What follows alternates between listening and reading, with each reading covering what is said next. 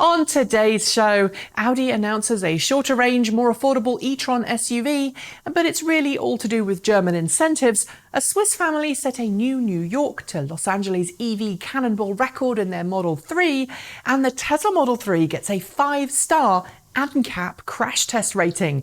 These stories and more coming next. This is Ecotricity's ecoTEC roundup show from New Zealand's only carboNZero certified renewable electricity company. We are 100% Kiwi and 50% community owned. Why not switch today at ecotricity.co.nz. Hi folks, welcome to another roundup from the world of clean cars and energy. Thanks to everyone who sent the congrats last week after episode 100. It is so great to hear how many people love the show. Audi has officially announced it's bringing a cut-down, more budget-oriented version of its e-Tron electric SUV to market in Europe. Called the e-Tron 50, it will launch in the fourth quarter of this year. While it still has all-wheel drive capabilities, its battery pack will fall from the 95 kilowatt-hour pack of its big brother to 71 kilowatt-hours.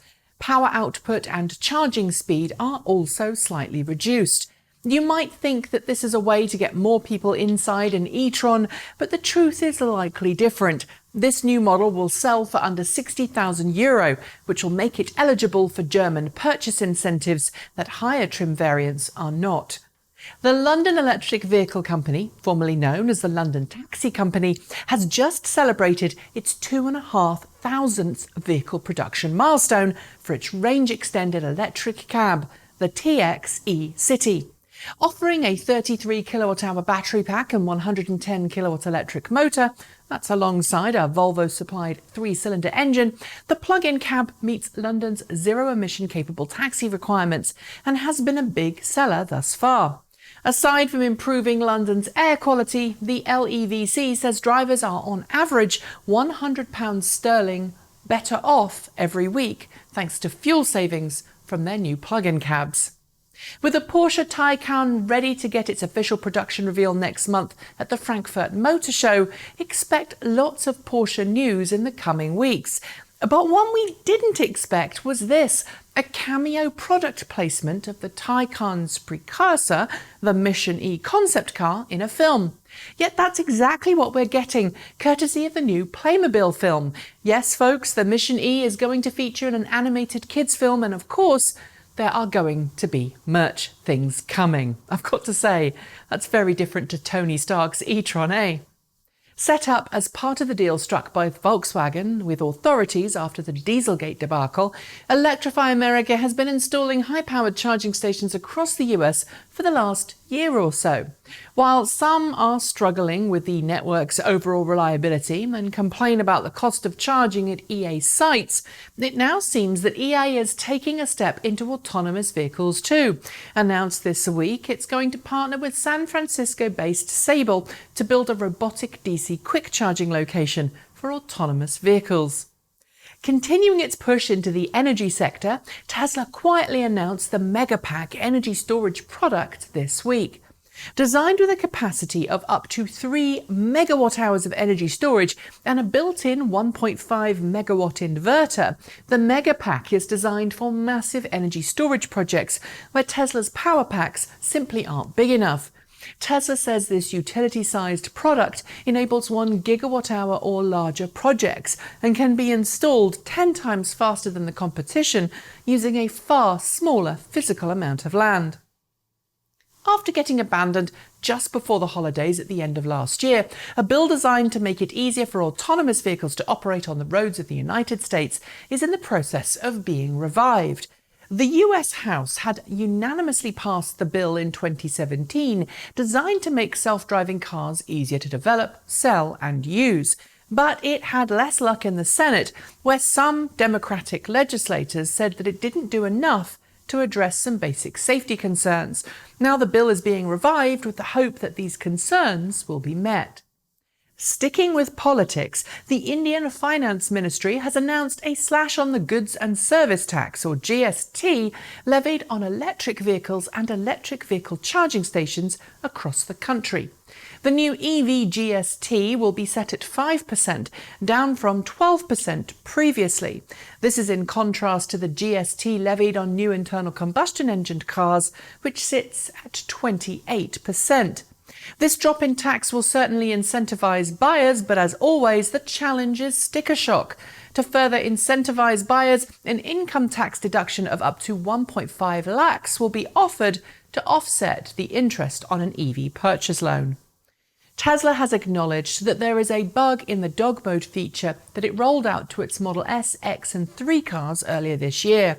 If you do not have your Tesla's AC set to auto mode, the dog mode functionality may fail to work, something Elon Musk has said Tesla is now fixing quickly.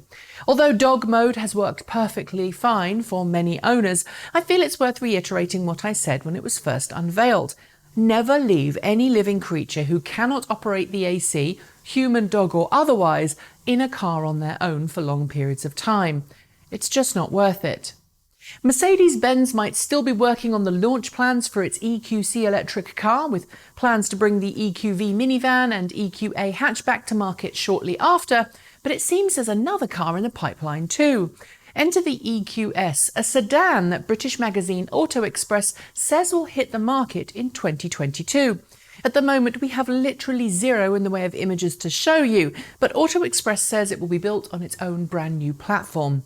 It will become the equivalent of an all-electric S-class with expected entry-level 350 kilowatt version and higher-end 600 kilowatt variants.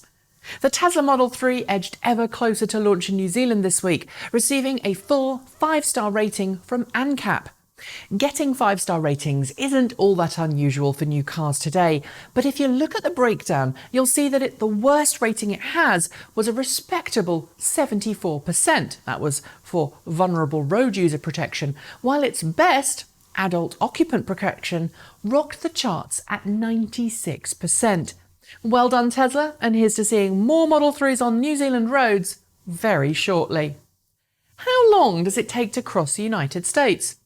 The question depends on how you're travelling, and usually, with an electric car, the answer is longer than it might be in an internal combustion engine vehicle. But a Swiss family have just set a brand new coast-to-coast record in their Tesla Model 3, leveraging its super-fast 1,000 miles per hour charging capabilities to cross from New York to Los Angeles in 48 hours and 15 minutes. It's quite an achievement for nearly 3,000 miles, but honestly, I'd rather take my time and enjoy the journey. And finally, if crossing the US by car doesn't sound like fun, how about covering 1,000 miles in a single day on a motorcycle? That's exactly the idea behind the Iron Butt Challenge, which 2 electric motorcyclists are about to attempt on their Energica electric motorbikes. Using the plentiful DC quick charging networks in Southern California, a test run resulted in 821 miles in 23 hours. I love riding electric motorcycles, but even I draw the line at a day in the saddle. My bottom is just sore thinking about it. And on that note, I'm going to say goodbye. Don't forget to like, comment and subscribe. Tell your friends about the show, and if you've got some feedback, well, please, as always, send it our way. Make sure that you also hit the notification bell so you don't miss out on our next episode. And while you're at it, why not switch to New Zealand's only carboNZero certified renewable electricity company? It is super easy to make the change, and if you do, you're going to be helping New Zealand towards a zero-emission future. Everyone wins. I'll be back soon with a new episode, but until then, thanks for joining me. I'm Nikki Gordon-Bloomfield. Ka kite! See you next time.